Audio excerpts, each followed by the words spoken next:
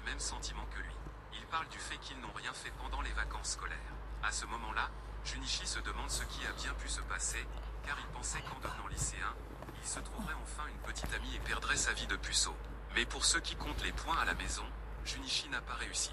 Mais pour ceux qui comptent les points à la maison, Junichi a un total de 0 petite amie et une vie de puceau qui est toujours parfaitement intacte. Leur conversation est interrompue lorsqu'une fille entre dans la classe et attire l'attention de Junichi.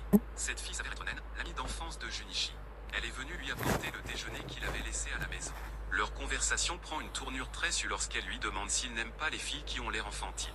Junichi, troublé, lui répond que les goûts changent et que son apparence enfantine ne l'intéresse pas. Il la fait alors partir après avoir reçu son repas, et une fois la fille déprimée partie, ses amis le harcèlent. Voyant qu'ils deviennent bizarres à son sujet, Junichi dit qu'elle n'est qu'une amie d'enfance qu'il considère comme une petite sœur. D'ailleurs, elle a l'air très enfantine. Les paroles de Junichi ont l'effet inverse sur ses malheureux amis et il s'énerve encore plus en saluant Nen comme une sucette avec une grosse poitrine. Leur conversation est à nouveau interrompue lorsqu'une autre fille s'approche de Junichi et commence à lui parler. Cette fois, il s'agit de leur camarade de classe Kashi Yui. Elle mentionne qu'elle est heureuse d'être à nouveau dans la même classe que Junichi et qu'elle espère pouvoir parler davantage avec lui cette année. Junichi s'énerve en entendant cela, et après leur brève conversation, les camarades de Junichi recommencent à faire des commentaires non sollicités.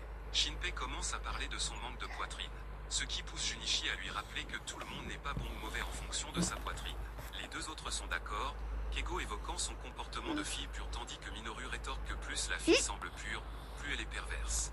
Et à cela, mesdames et messieurs les jurés, Junichi fait remarquer astucieusement que c'est le genre de conversation que l'on voit quand on cherche le mot inexpérimenté dans le dictionnaire. En chœur, il rétorque que Junichi ferait la couverture de cet article avant d'entamer une protestation, et cette protestation prend la forme de la lecture d'un magazine cochon en plein air. Junichi est consterné, mais le trio ne bronche pas, même si leurs autres camarades de classe les regardent d'un air mauvais. En fait, l'ignoble Shinpei le fait exprès pour casser l'ambiance de tous les autres. Il l'incite ensuite à en lire un lui-même. Junichi a beau essayer de résister à la tentation de lire devant les autres, il finit par céder jusqu'au bout.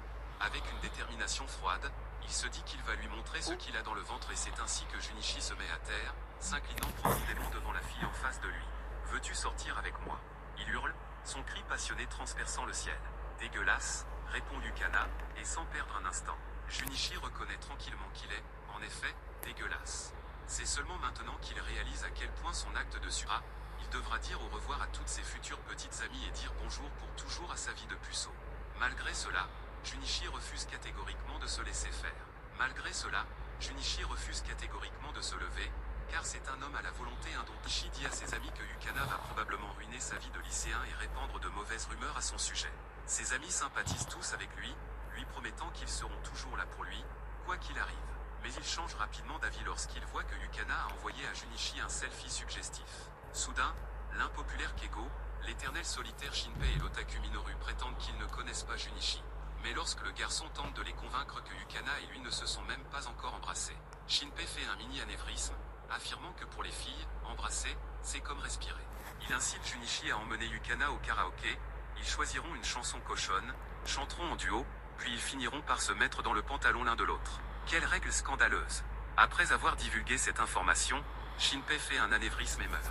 Et donc, le verdict, Junichi doit inviter Yukana au karaoké dès que possible. Ce matin-là, avant le début des cours, alors que Yui tente de faire la conversation à un Junichi très nerveux, Yukana se présente soudainement pour l'accueillir. Alors que la jeune fille est en train de s'agripper à lui, elle annonce en toute décontraction qu'ils sortent ensemble. Toute la classe est...